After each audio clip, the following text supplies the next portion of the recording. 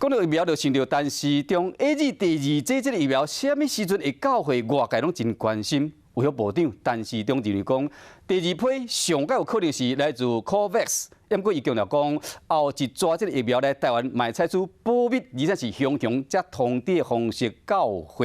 除了国外疫苗，这个国内呢，这个国内疫苗品质嘛是真好，即马也要伫试验。讲到陈时中，伊讲啊，已经向这个国发会申请set疫苗的入场，估计未来当年才生产1亿2千万剂新冠疫苗。第二批里面，目前我们是期待是 COVAX 的，是 COVAX 的分配，因为 COVAX 那时候就已经有讲过，他2月底开始要做他这个第一批的疫苗的分配。敢若是想要安打观众的心，但是中上电视节目，让大家对第二批疫苗的到货时间有信心。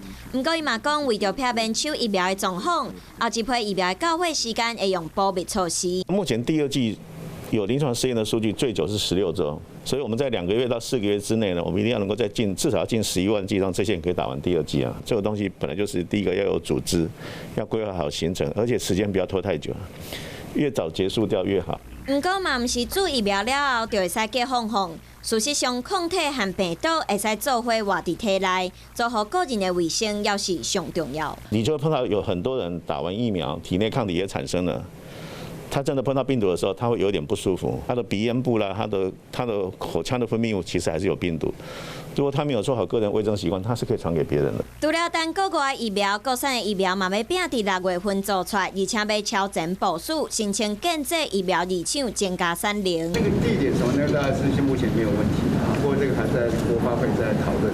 不过目标是差不多要建疫苗2场。若是先讲，按算每年会使生产1亿2千万剂的新冠疫苗，唔但会使家己用，而且阁会使外销。